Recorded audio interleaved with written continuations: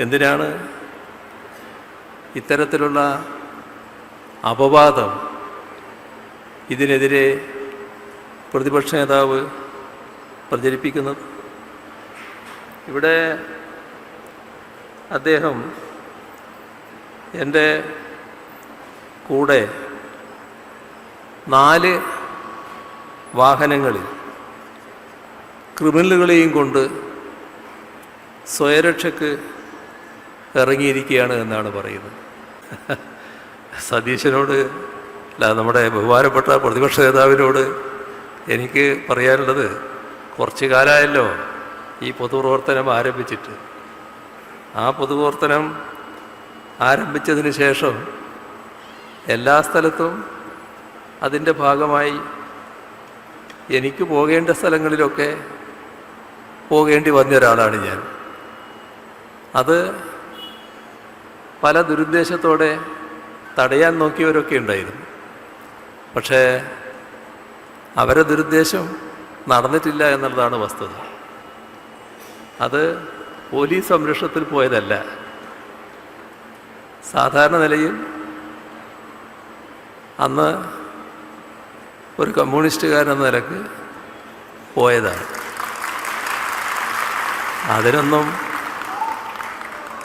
വലിയ തോതിൽ മറ്റ് സംരക്ഷണത്തിൻ്റെ വല്ലാത്ത ആവശ്യമില്ല എന്നത് അദ്ദേഹം മനസ്സിലാക്കിയാൽ നല്ലത്. ഇവിടെ അദ്ദേഹം എനിക്കൊരു വിശേഷണം തന്നിട്ടുണ്ട്. അത് തെറ്റില്ല. കാരണം ഭീരുവായ മുഖ്യമന്ത്രി 4 വാഹനങ്ങളിൽ ക്രിമിനലുകളെയും കൊണ്ട് സഞ്ചരിക്കുക. ഞാൻ സതീശൻ്റെ അത്ര ധീരതയുള്ള ആളാണെന്നൊന്നും ഒരിക്കലും അവകാശപ്പെട്ടിട്ടില്ല. ഓരോ മനുഷ്യനും ആ മനുഷ്യൻ്റേതായ സ്വപ്രത്യയസ്ഥൈര്യവും ധീരതയൊക്കെയാണല്ലോ ഉണ്ടാകുക. അത് സമൂഹം വിലയിരുത്തേണ്ട കാര്യമാണ്.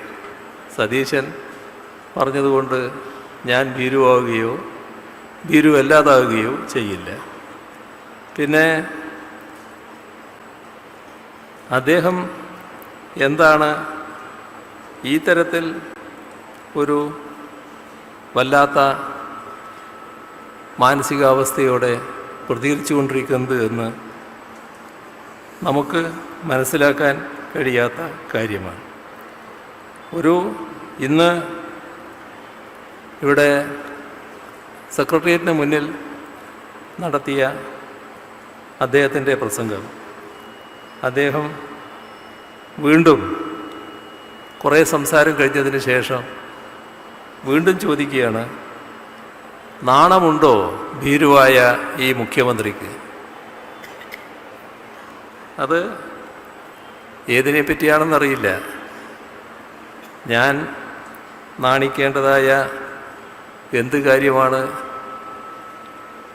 എൻ്റെ ഭാഗത്തുനിന്നുണ്ടായത് എന്നതുകൂടി സതീശൻ വ്യക്തമാക്കണമായിരുന്നു. അദ്ദേഹം ഇതിൻ്റെ ഭാഗമായി ചോദിക്കുന്നത്, ക്രിമിനലുകളുടെ അകമ്പടിയോടെ നിങ്ങൾ സഞ്ചരിക്കുന്നത് യൂത്ത് കോൺഗ്രസിനെ ഭയന്നിട്ടാണോ? ഞാനതിനൊന്നും ഇപ്പോൾ ഒരു മറുപടി പറയാവുന്ന അവസ്ഥയിലല്ല. അതുകൊണ്ട് ആ കാര്യത്തിലേക്കൊന്നും ഞാൻ അങ്ങനെ പോകുന്നില്ല. പക്ഷേ സതീശൻ്റെ പ്രസിഡൻറ്റിനോട് ചോദിച്ചാൽ അറിയാം. അവരുടെ ഒരു പ്രതാപകാലം ഉണ്ടായിരുന്നു. ആ പ്രതാപകാലത്ത് പോലീസിനെ കൂടെ നിർത്തി ഗൂണ്ടകൾ വഴിനീളെ ആക്രമണം അഴിച്ചു വിട്ടിരുന്ന കാലം. പോലീസ് കൂടെ പോകും, ഗൂണ്ടകളുടെ കൂടെ പോകും. ആ ഗൂണ്ടകൾ ഒരു വീട് ആക്രമിക്കാൻ പോകുന്നു. അപ്പോൾ പോലീസ് കൂടെ ഉണ്ടാവും. ഈ ഗൂണ്ടകളെ തിരിച്ചൊന്നും ചെയ്യാതിരിക്കാനാണ് പോലീസ് കൂടെ പോകുന്നത്. ആ കാലത്തും ഞാനതിലെയൊക്കെ നടന്നിട്ടുണ്ട് സതീശ, അത് മനസ്സിലായിക്കും. നിങ്ങളുടെ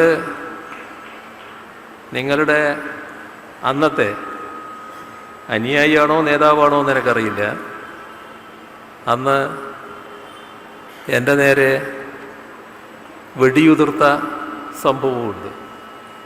അത് മാലൂർ പഞ്ചായത്തിൽ തോലമ്പ്ര വെച്ചായിരുന്നു. അന്നും ഞാൻ അവിടെ നിന്ന് ഇങ്ങോട്ട് പോന്നിട്ടുണ്ട്. അന്ന് തന്നെ ആ കാലത്ത് തന്നെ പോലീസിൻ്റെ എല്ലാ സംരക്ഷണവും കിട്ടിയതുകൊണ്ട്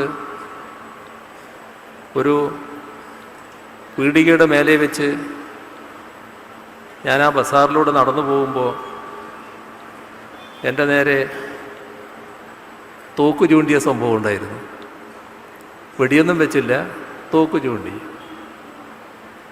അന്ന് ഞാൻ അതിനെക്കുറിച്ച് പരാതിപ്പെട്ടപ്പോൾ അന്നത്തെ DYSP എന്നോട് പറഞ്ഞിരുന്നത് അത് ഒരു കളിത്തോക്കായിരുന്നു. കളിത്തോക്കോ ശരിയായ തോക്കോ എന്നൊന്നും അന്വേഷിക്കാൻ ഞാൻ പോയിട്ടില്ല. പക്ഷേ അതൊരു ക്രിമിനൽ താവളമായിരുന്നു. സതീശൻ മനസ്സിലാക്കേണ്ടത്, സതീശൻ പറയുന്ന ഭീരുവായ ഞാൻ ആ ക്രിമിനൽ താവളത്തിൻ്റെ മുന്നിലൂടെ ഒറ്റക്ക് നടന്നു പോവുകയായിരുന്നു. അതും മനസ്സിൽ വെച്ചോളൂ. പിന്നെ യൂത്ത് കോൺഗ്രസ്സിനെ ആ പ്രതാപകാലത്ത് തന്നെ ഭയപ്പെടേണ്ടി വന്നിട്ടില്ല. പിന്നെയല്ലേ ഇപ്പോൾ യൂത്ത് കോൺഗ്രസ്സിന് എന്താ പ്രതാപമുള്ളതെന്ന് എല്ലാവർക്കും അറിയാലോ.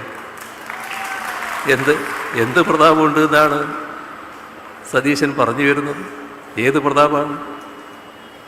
ഏത് പ്രതാപത്തിൻ്റെ ഭാഗമായിട്ടാണ് യൂത്ത് കോൺഗ്രസ്സിന് ആളെ ഭയപ്പെടുത്താൻ കഴിയുക? അതുകൊണ്ട് വല്ലാതെ മേനി നടിക്കാൻ പുറപ്പെടേണ്ട. ഇവിടെ അദ്ദേഹം പറയുകയാണ്, കോൺഗ്രസ്സുകാരുടെ കരിങ്കൊടി കാണുമ്പോൾ തന്നെ 1000-ഓളം പോലീസുകാരുടെ മറവിൽ പോയി ഒളിക്കുകയാണ് നിങ്ങൾ. 1000 പേരെ കൊണ്ടുവന്നാലോ? അങ്ങനെയാണെങ്കിൽ ഭീരുവായി മുഖ്യമന്ത്രി സംസ്ഥാനം വിടും. എന്നാൽ പിന്നെ നിങ്ങൾക്ക് ആ ബുദ്ധിമുട്ട് തീർന്നില്ല, അത് ചെയ്താൽ പോരെ. അതിനുവേണ്ടിയാണല്ലോ നിങ്ങൾ കാര്യങ്ങൾ നിർവഹിച്ചുകൊണ്ടിരിക്കുന്നത്. എന്താണ് നിങ്ങൾ ഉദ്ദേശിക്കുന്നത്?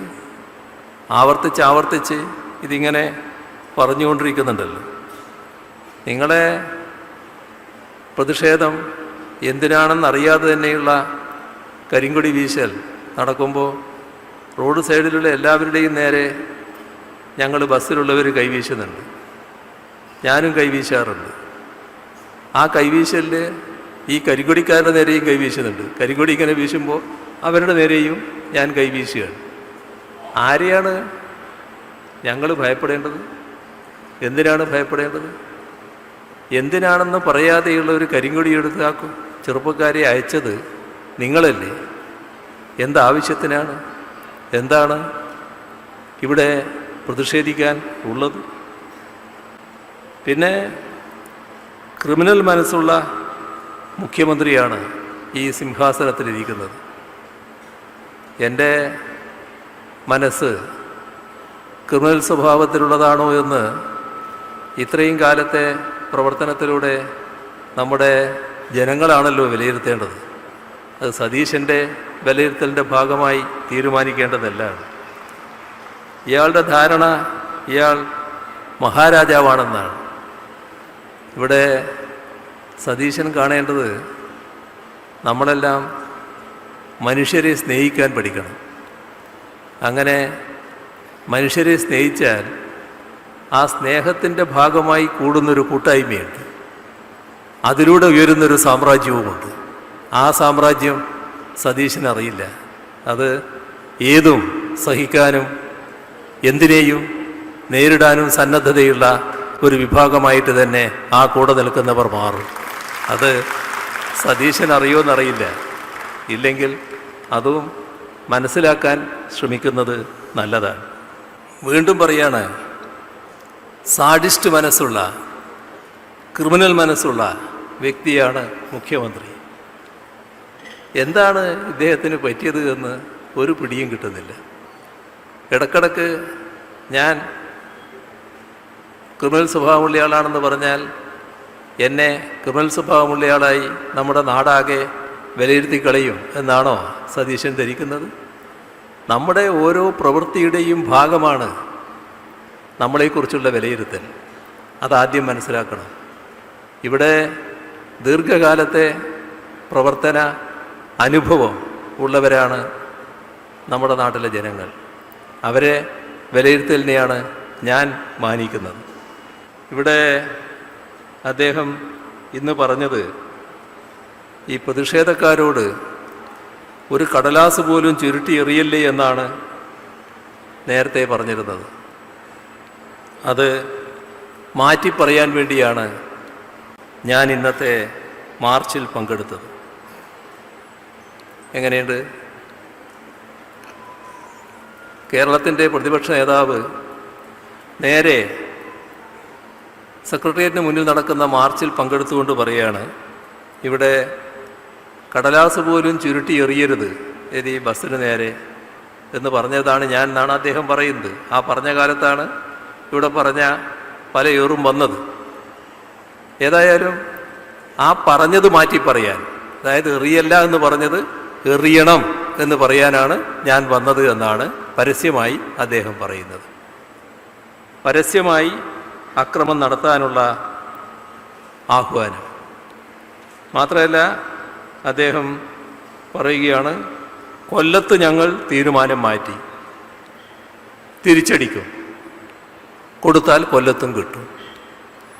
അത് നേരത്തെ ഒരു മാധ്യമം എഴുതിയത് അത് ആ രീതിയിൽ പകർത്തിയതാണെന്ന് തോന്നുന്നു. കൊടുത്താൽ കൊല്ലത്തും കിട്ടുമെന്ന്, അല്ലേ? ഇവിടെ നിങ്ങൾ അക്രമത്തിൻ്റേതായ മാർഗം സ്വീകരിക്കാൻ തീരുമാനിച്ചു എന്ന് പരസ്യമായി പറഞ്ഞത് നല്ലത്. അദ്ദേഹം ഇത് തുടരുമെന്നാണ് പറയുന്നത്. അതായത് മുഖ്യമന്ത്രിയുടെ PSOമാരെ ആ സ്ഥാനത്ത് നിന്നും പുറത്താക്കണം, ഇല്ലെങ്കിലോ തിരിച്ചടിക്കണം എന്ന് പറഞ്ഞാൽ അടിക്കണം. ഇത് ആവർത്തിച്ച് പറയുകയാണ്, ഒരു തവണയല്ല. അടിക്കണം എന്ന് പറഞ്ഞുകൊണ്ടിരിക്കുകയാണ്. അതോടൊപ്പം വീണ്ടും ആഹ്വാനം ചെയ്യാണ്, തിരിച്ചടിക്കും. കൂടെ പറയാണ്, ഒരു സംശയവും വേണ്ട, എണ്ണി അടിക്കും. എങ്ങനെയുണ്ട്? കേരളത്തിൻ്റെ ഉത്തരവാദപ്പെട്ട പ്രതിപക്ഷ നേതാവ് പരസ്യമായി പറയാണ്, ആരെ അടിക്കുന്ന? ആരെയാണ് അടിക്കുക? ആരെ അടിക്കണമെന്നാണ് ഇത്രയും സമയം പറഞ്ഞു വെച്ചത്? എല്ലാവർക്കും മനസ്സിലാവുമല്ലോ അത്. ഞങ്ങളുടെ യാത്രയുടെ നേരെ ലക്ഷ്യമിട്ട് യൂത്ത് കോൺഗ്രസ്സുകാർ വന്ന് അടിക്കണം എന്നാണല്ലോ ആഹ്വാനം. ഒരു തവണയല്ലോ, പല തവണയല്ലേ അടിക്കണം എന്ന് പറഞ്ഞുകൊണ്ടിരിക്കുന്നത്. എന്താണ് നിങ്ങളുടെ മാനസികാവസ്ഥക്ക് പറ്റിയത് എന്ന് സ്വാഭാവികമായി ചിന്തിച്ചു പോവില്ലേ? നിങ്ങളൊരു ഉത്തരവാദപ്പെട്ട സ്ഥാനത്തിരിക്കുകയല്ലേ? ആ രീതിയിലാണോ കാര്യങ്ങൾ കാണേണ്ടത്? ഇവിടെ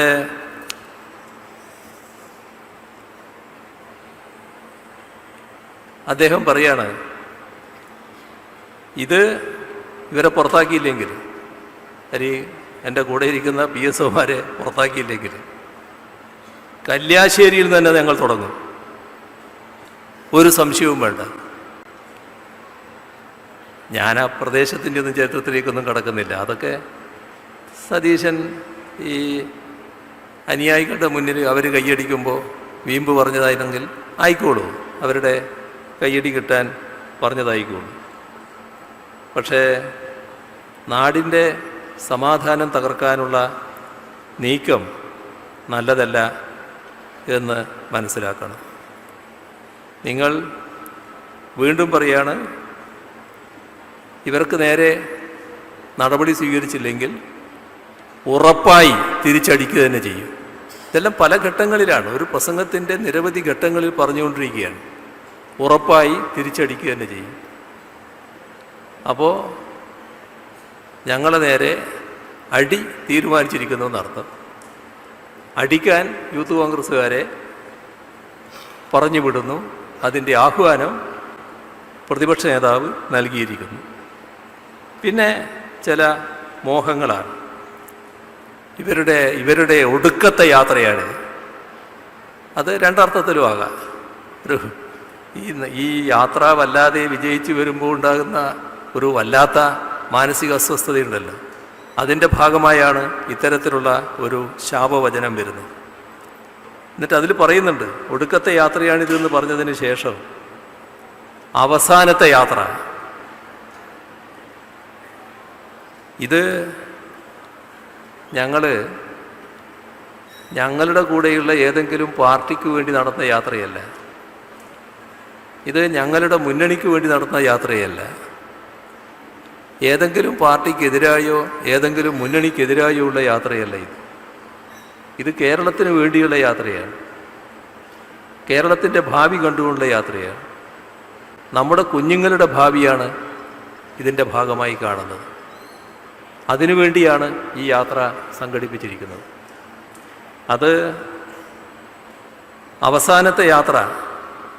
പിന്നെ അദ്ദേഹത്തിൻ്റെ ചെറുപ്പനാളിലേ ഉള്ളൊരു മോഹം, കമ്മ്യൂണിസ്റ്റ് പാർട്ടിയെ ഈ കേരളത്തിൻ്റെ 6 അടി മണ്ണിൽ കുഴിച്ചു മൂടാനുള്ള പ്രഖ്യാപനവുമായിട്ടാണ് ഈ യാത്ര നടത്തുന്നത്.